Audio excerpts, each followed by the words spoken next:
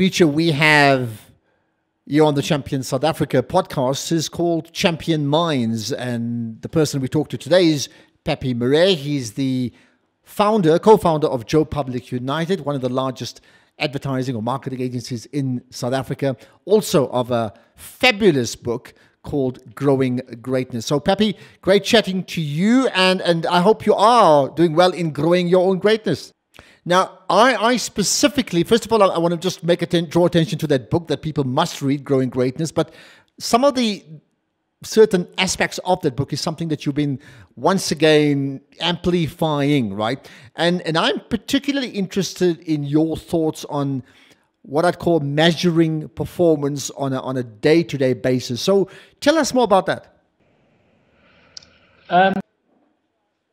So I changed my life, greater purpose to my life, and I wanted to see how much more value I can bring to the world. And I had this idea to start measuring every single one of my actions. And over the past 13 years, it's evolved and I've refined it. And today, every single aspect of my life is run by various systems and spreadsheets that I've created. And some of them are behavioral and some of them are action driven. And people always say to me, but that must be a hell of a restrictor for a creative guy. And it's actually the opposite is true. You know, it's become truly liberating and super empowering, and hence I share it, you know, during the lockdown now when I feel people need some inspiration. I share some of my systems. I'm getting quite a lot of engagement in the social space. So clearly people are interested in ways to help us be more in this world that we're entering. Absolutely. So give me some practical examples then of these systems that you've implemented for yourself. Okay, so I would go, I mean, I've shared this in my book. I wrote a 25-year plan in 2007, and hence every single year I write an annual plan based on that 25-year plan with goals and ambitions and targets. And then I break it down into monthly plans, and then I break those monthly plans into weekly plans, and then that's what my daily plans per week are based on. And I'll review it every week and reset it for the next week. And I measure the performance to actually see how much of what I do, because I find one of our Achilles heel as a human species is application. I mean, we know how to talk a good talk, but we really struggle as people to implement and to act. So it's a system based on action, and those will be all business objectives. But then on a personal level, I also have a behavioral spreadsheet. So I eradicated swearing out of my language, and it was through my system. So if I want to drink 8 glasses of water a day as a practice of health, I'll put that into my system. And if I drink 8 glasses of water and I'll tick every glass that I drink, then I tick my little box. And it's become a massive system of ticking. It's very simple. I don't spend more than 15 minutes a day sort of reviewing myself. But I know exactly per week my performance on all levels of my life. So even if it's to read my son a story, I'll put it in my system. And then I find if I do that, and I'm quite competitive, so it becomes a motivational factor for me to do the things that I say I'm going to do. Okay, that is so fascinating, because I think most people would have a 5-year plan or at least a 1-year plan. Very few besides countries would have a 25-year plan, and you've clearly got that. But I think I want to focus on the 1-day plan, because we all have the vision and we fail to implement because of massive distractions. So typically, what happens to you in a day? I mean, give us a rollout of a day in the life of Pepe Marais. So I'm gonna speak to you my general day, because my day is shifted now by 1 hour just because of the lockdown and the fact that I don't travel. So my day actually now starts at 5, but my normal system, my day starts at 4. And also I'm studying at the moment. So besides being a co-partner in Joe Public and the huge demand of our business to deliver on our clients' needs, which I can't take my eye off that ball. I have to keep my focus. I have to create a lot of time in my personal time to study for my MBA now. And then at the same time still have space for my family. Those are my three priorities of this year. My business, or our business, my ambition towards education and my studies towards that, and then my family. I'm very obsessed about those three things, and hence I cut other things out of my life. But in a normal day, my day will start at 4 o'clock. I'll have a little mirror ritual that I do very quickly when I brush my teeth. I will then meditate for 20 minutes. I'll gym for an hour. I'll study for an hour and a half. I'll plan my day for an hour. I'll do my social engagement before 8 o'clock as a rule. And then I will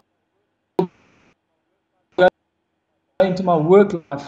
And my work lives run according to my that I implement. I endeavor to appreciate 2 people a day, because we don't appreciate people enough. So that will be one healthy and at very specific times. So that will go into my diary.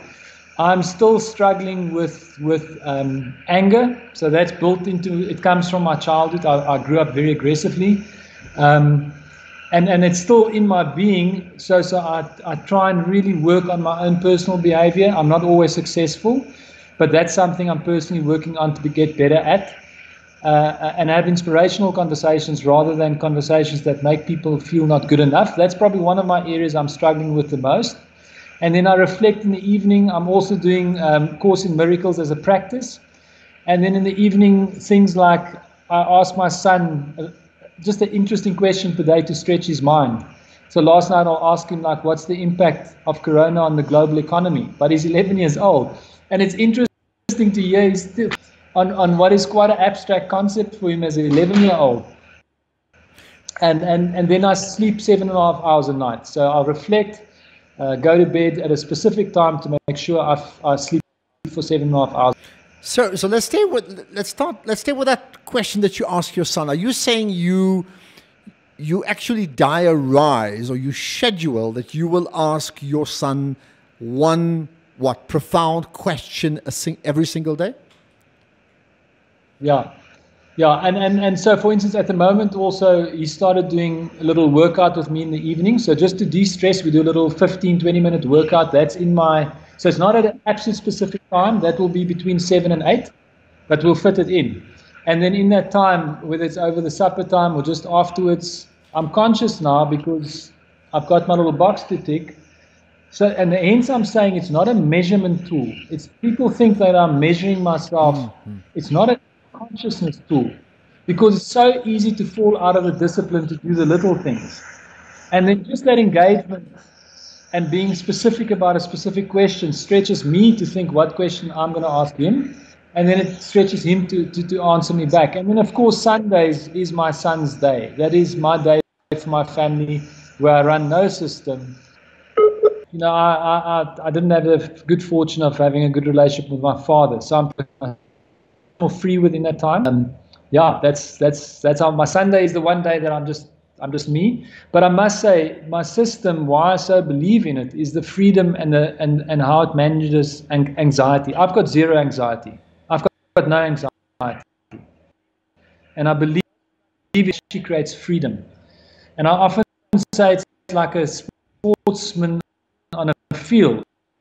You know, there's rules, there's lines, in those confinements. So I've got huge flair and freedom within the system. So let me test you out.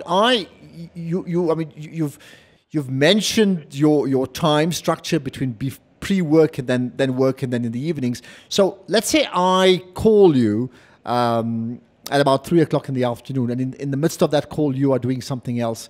Do you pick up that call, or because it's not part of your plan you don't? No, I don't pick it up. I schedule all my calls. So even if I want to phone a friend, I'll schedule it. And I just find there's 2 things that happen with scheduling. You actually end up doing it. You actually do it. If you just think you're going to do it, I do it. And I don't often will just take it. If I'm in a sort of a break course, I'll pick it up. But as a rule, mostly I schedule my calls. Mm-hmm, mm-hmm. Okay, and part of that I notice, which is interesting, is you have specific times for social media. My goodness, tell me about the times and why you do just that. So I think there's a like the way I use social, as a rule, I would say 99 out of 100 will be positive. There was a time when they weren't, but I've completely sort of overhauled that. I'm mostly positive. But I also use it as self-reflecting. So when I say something, I'm saying it to myself as well. So it's a bit of a reflection time. But I did find that these tools are built to make us addicted to them, and I became aware that it becomes quite disruptive. So I'm now working it into my before and after work time for a very short time. So you'll see mostly I'm not on Twitter during the day. That's my only platform. I'm not on Facebook at all. But I do like Twitter, and I do like to stay in touch, and I like the connection of it and engagement and sharing knowledge. But I try and keep that before 8 o'clock in the morning and after 5:30, and then not take it into my home. Now let's. So really control. Let's go back to that point about measuring. So you measure yourself, and you can say we can debate measuring performance or just consciousness, but either way you measure yourself. So let's take the last week. You threw out some fascinating numbers as to what you've scored in the last week. Tell me about that. So often when you ask someone how much do you give, people naturally just go like 80% or 90%. I know for a fact, before I started doing this, I was not even giving factually as much as we think we give. If you ask someone how good's your relationship with your partner, they'll go like 80%, when it's than 5%, because we don't measure it. So we've got no consciousness of the truth. A lot of my measurements, one could say, is subjective, but actually it's not. When I drink 8 glasses of water, that's 1 tick out of about, say, 80 ticks per day. So I can mathematically work out my performance. Now, I am by nature a high-performance individual. I'm an achiever and I'm competitive. At least I've got a good heart, I think. But I am very competitive and I'm an achiever, and I'm very strategic as a person. But I realized on average for the last decade, I always get between 84 and 88% on average, which is high, but I've never hit 90. It feels almost, I believe it's possible, but during the lockdown for twice now, I've had 2 weeks where I've scored 97% of my objectives, which is the first time in 13 years. And I was quite intrigued by it. It might be because we isolated and there's so much focus now. But it was phenomenal. I've never had such high results. Normally it's like 89, at the highest maybe 91 once or twice in the last decade. Okay. But for 2 weeks to score 97 it's quite something.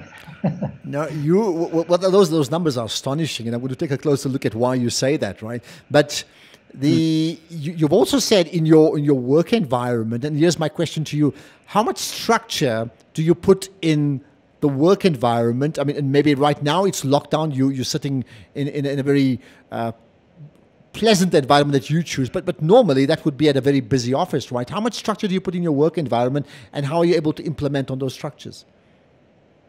So I'm absolutely convinced, and no, let me not say that. I'm speaking for myself because different strokes for different folks. Everyone's different. What works for me might not work for other people. But in my experience with what I'm dealing with, this thing of measurement driving consciousness of the truth, and then rather acting on the truth takes, because 95% of what we worry about never happens. So we concern ourselves with stuff we can't control, and we concern ourselves with stuff that might never even happen. This tool that I implemented in my life and in our business, our way of being in our business is following suit. Just makes conversations real, and it makes them factual. So you take all the drama of emotion and noise out of the conversations. Now, I'm a highly emotional human being, and I believe in balance. So I'm not saying there's no space for emotion, but we tend to over-emotionalize things. So our business is more and more, we're starting to measure the growth of our people robustly, and not measurement to make them look or feel not good enough, measurement to show them room for growth. We're measuring the improvement of our product, And through measurement of product, I could see 77% of our television work were not at the right standard. And then I can start targeting next year to make it 50%. And the next year it's down to 18%. So it's completely flipped it. So the output is astonishing. So so in business normally we only measure our financial returns, which to creating a healthy business and a balanced business. 5 different areas in your business: your product, your people, probably what you give back to society, your bottom line. You can measure your culture as well. So we are implementing measurement in our business, and I think it's going to become a big competitive advantage because I'm a bit obsessed about it. Okay, you've said you reach out to 2 people in your business, if I understand that correctly, every single day. Explain, I understand the why, but how do you go about doing so, and what happens when you reach out? So I think we forget to appreciate the little things. Not even the little, we just forget to appreciate. You know, we don't exist without our people in our business. And it's a very little act for me just to send a WhatsApp to somebody and second, maybe 10, very quickly, a little WhatsApp, or during the day to drop a little email if I had engagement with someone and they did really something amazing or that added value, or they just made an interesting point, or maybe they just made someone smile, or maybe they reminded me that I must have fun. Then I'll appreciate them. And I think that little ritual makes me consciously appreciate people every day, and makes me actually when I think, it makes me grateful. It expands my gratitude. Is what you've now embraced and adopted, are you able to replicate that with other people? You're probably going to say yes, but the more important one is that happening? Are there examples of your family and people in your business environment, people who engage with yourself, like myself? Are you able to replicate that with all of us? Not really. And I used to be very concerned about it, because my purpose is to bring out the best in those around me, and I do that through bringing out the best in myself with all my faults. I've got Ashraf. I make mistakes daily. So I'm growing as a human being, as a leader. I make horrendous mistakes, and I constantly have to make up for it. But I realize that in the absence of having a profound purpose that has inspired a very, very important vision to yourself, like something that's such a burning desire, not something that's manic or obsessive. You know, I kind of joke obsession. It's not. It's just this desire, a deep desire. In the absence of it, it's quite difficult to apply it to the rigor that I'm applying. It really is. A lot of people try, they start and they stop. And I think a lot of people think I'm disciplined. I don't think I am really. I think I'm just very good at implementing. I'm an implementer. So I wish I share it, and I wish more and more people will pick it up and try it, because you have to try it almost religiously for quite a while to see the difference. It has profoundly changed my life. I cannot tell you how much it's impacted my life in terms of the power of manifestation, but each person on their own journey. You know, I can't force people. It works for me, and I'm grateful to have designed it. It's kind of been given to me. It's come out of the consciousness, and I've tried it, and it works for me. And then, of course, there's holidays. And on holidays, I run my system very light, very light. I'll exercise, I'll drink water, I'll eat healthy. But other than that, I play. I play very hard when I play with my family. Every day a Sunday on a holiday, and remember that. Let's just understand then, you said, it's over a decade now that you found your purpose. So 2 things very quickly. What is your purpose, and how did you discover it?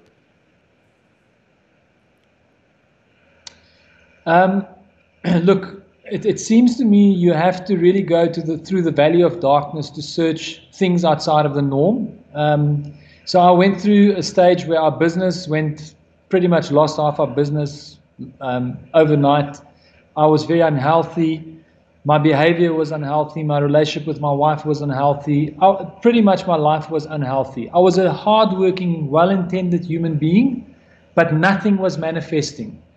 And I went and I found a transformational workshop in Midrand, very alternative. It's got a hell of a lot of bad rap over the years in the social space, from people who go and try it but never finish the workshop. But I don't start something and not finish it. Once I pay good money, I finish what I start. I saw it through and I found tremendous value. And I applied that knowledge to business. And I believe that business can be purpose driven too, as ours is. And I think that's why we're sustaining ourselves through this tough time, is because we have a higher purpose than just making money. My personal purpose, and it's one word, so it's always one word, like your name, Ashraf or Pepe, is greatness. Great. That's why my book is called Growing Greatness. That's why the positioning of the business is Growing Greatness. But greatness is my word, but the meaning is more important than the word. The meaning is to bring out the best in those around me. So to bring out greatness in other people. That's why I wrote the book. It was not for me to be great as a person. In fact, I was very nervous and quite insecure writing that book. But the intention, the pure intention, was to add value to other people's lives, because that's why I'm in this world. As much as I struggle with it, that's my purpose. We all have, well, we think we have purpose. You have purpose. You have a plan there for which you're implementing. And then outside forces beyond your control impacts on your plan. So the current outside force is COVID-19 and the impact it's had on people's health, and definitely in terms of people's wealth, right? So in closing them, how has it impacted on your agency, Joe Public United? And you've made some very specific interventions around that. Tell me about that. So the first thing, of course, it's impacted on us financially from a value point of view, because we work off our clients' spend, and that spend has contracted. But so that spend has contracted by 40%. But we went into this crisis right at the outstart, when we saw what was coming. And we said, we don't need to make profit this year. And if we can inspire through our behavior any of our clients to think the same way, if we all take margin out of our business, there should be enough money to sustain everyone.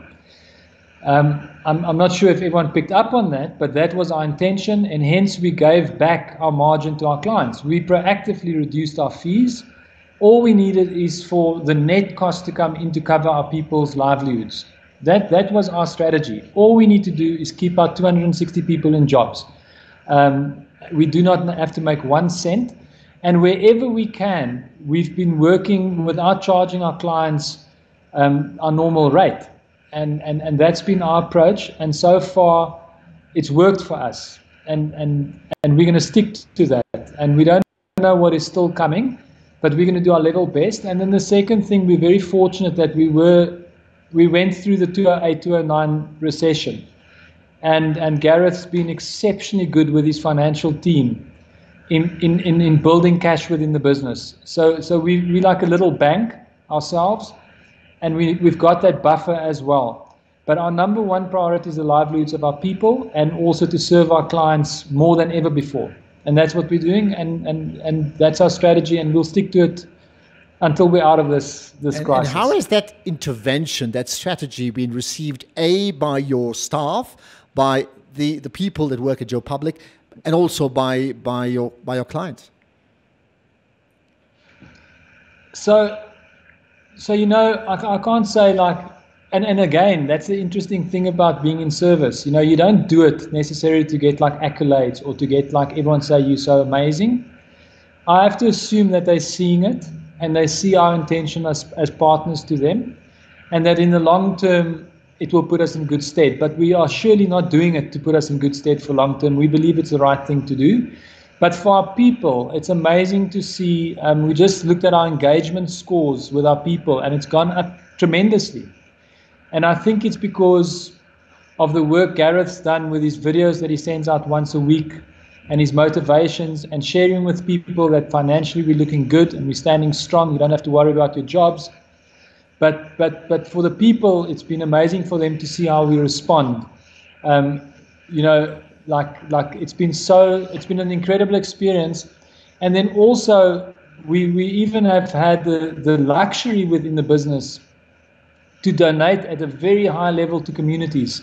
I mean, we've probably fed about 30,000 families in the last 2 months, and to be able to do that is a blessing. So those things, I think those are byproducts of a purpose-driven business.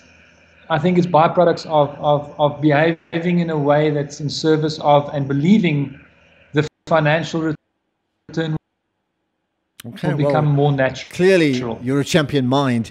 Pepe, thank you for your time. Most appreciate you giving off your time. Thank you, Ashraf. Much appreciate you too. Awesome.